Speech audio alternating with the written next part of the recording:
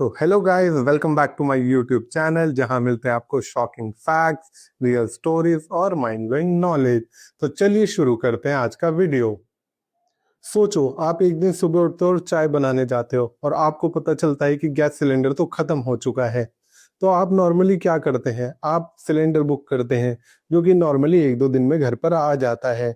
लेकिन अगर मैं बताऊं कि 2026 में एलपीजी सप्लाई को लेके एक टेंशन क्रिएट हो चुकी है, और इसका रीजन सिर्फ डिमांड सप्लाई नहीं, इसका रीजन इंटरनेशनल वॉर सिचुएशन है। तो चलिए आज हम समझेंगे इंडिया में एलपीजी कैसे आया, हर घर तक कैसे पहुंचा, और इस वॉर सिचुएशन में एलपीजी सप्लाई कैसे अफेक्ट कर रही है। एलपीजी से पहले इंडिया का किचन कुछ इस तरह था। अगर हम 1980 से 90s के इंडिया को देखें तो मेजॉरिटी हाउस होल्ड लकड़ी, कोयला और गोबर के चूल्हे यूज करती थी। इससे तीन प्रॉब्लम होती थी: किचन स्मोक, वुमेन्स में health problem and forest cutting. इस प्रॉब्लम को सॉल्व करने के लिए ग्रेजुअली एलपीजी सिलेंडर इंट्रोड्यूस किए गए। लेकिन उस समय सिलेंडर लेना इतना इजी नहीं था। लोगों को फॉर्म भरने पड़ते थे, वेटिंग लिस्ट ज्वाइन करनी पड़ती थी, कभी कभी तो 1 से 2 साल तक लग जाते थे सिलेंडर लेने के लिए। सन 2000 के बाद इंडिया ने एलपीजी नेटवर्क एक्सपैंड करना स्टार्ट करा। गवर्नमेंट ने न्यू एजेंसीज खोली, सब्सिडी सिस्टम इंट्रोड्यूस किए, रूरल एरिया तक डिस्ट्रीब्यूशन को बढ़ाया।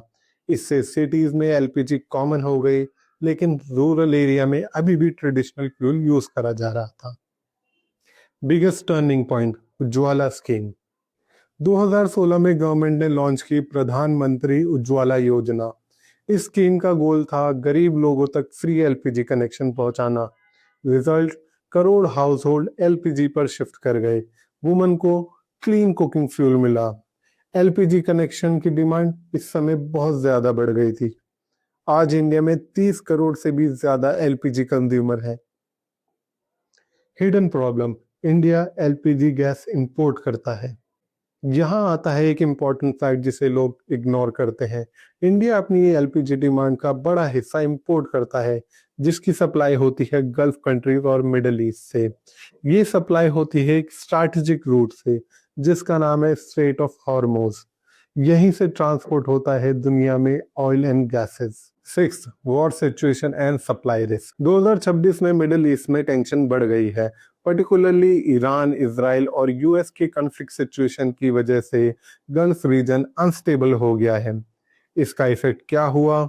Oil and LPG tanker movement slow हो गया है, शिपिंग रिस्क बढ़ गया है, transportation cost and insurance cost increase हो गई है।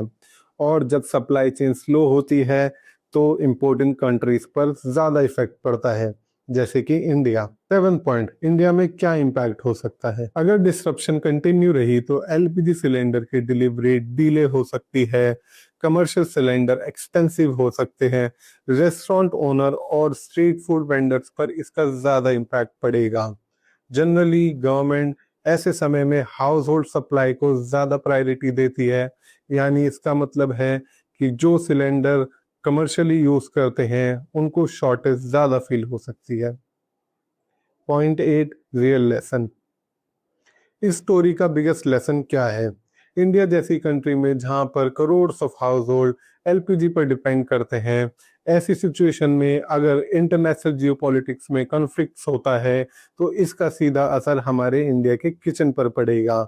इसीलिए इंडिया को फ्यूचर में domestic production, renewable cooking oils और ऑल्टरनेटिव फ्यूल्स पर फोकस करना पड़ेगा। तो दोस्तों, अगर आपको ये वीडियो थोड़ी भी अच्छी लगी है तो please like, comment and share the video and do subscribe the channel.